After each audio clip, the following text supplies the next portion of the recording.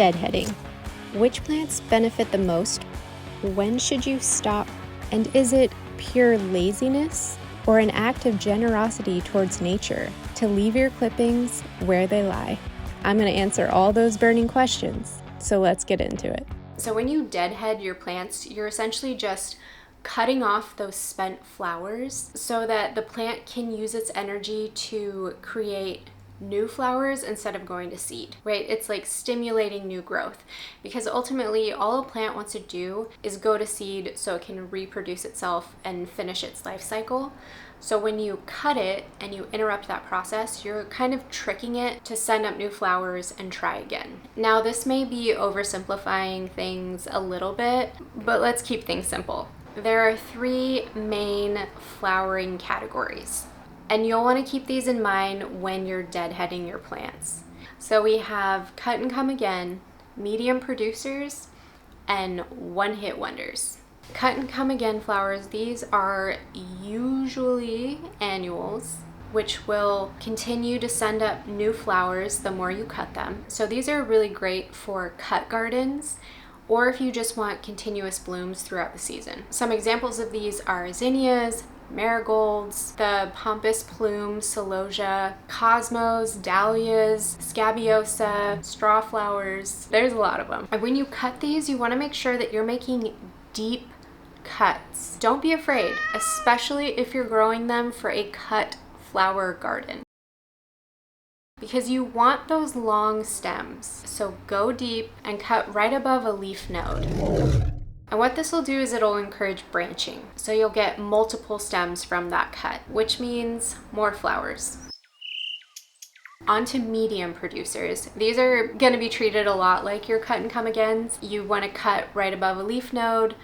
They will produce more flowers after you cut them the first time, but typically the second and third waves of blooms are not as strong as that first initial bloom. So snapdragons are usually a really good example of medium producers, at least for me, right? My second bloom is not usually as strong as my first bloom. The flowers are a lot smaller. So a lot of times you can succession plant these types of flowers.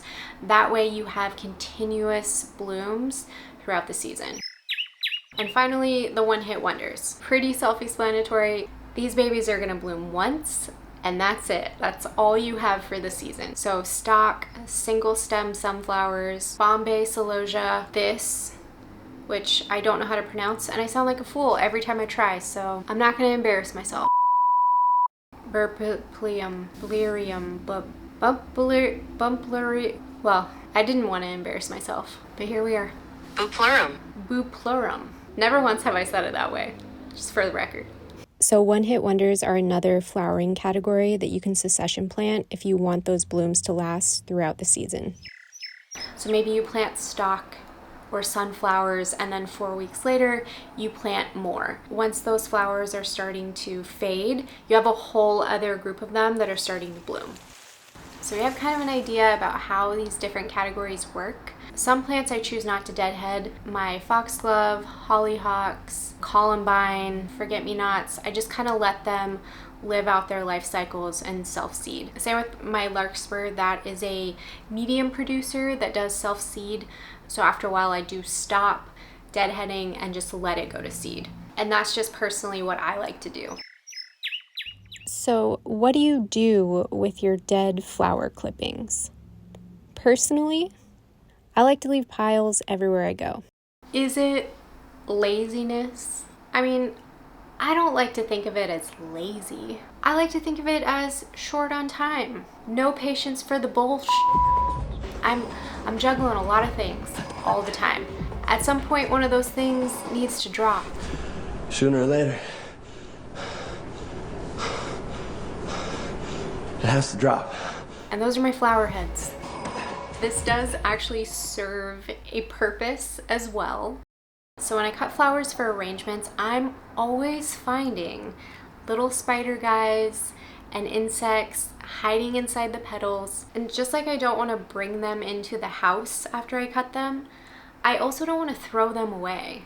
because they play a vital role in the little garden ecosystem that I'm trying to cultivate. Leaf litter and piles of plant matter, they provide little hiding places and homes for all the good little insects that you want in your garden. And we all need to do our part in protecting those sweet, sweet little insects. Think about how many you've squashed. Squish them. Just leave them a pile to play in. And maybe, you know, just stop spraying stuff and soaping up your garden. Now finally, when should you stop deadheading your plants? I typically like to watch and see when the plant is no longer sending up new buds. I stop deadheading. This is usually for most of my summer plants, right around into September into October is when I start watching for it. It varies from year to year depending on how our weather has been. So I just like to start paying attention kind of towards the end of summer, see what my plants are doing, and just kind of follow those signs. And I stopped cutting those spent flowers for a couple of reasons. One, because I like to collect seed. I don't know why. I have way too many.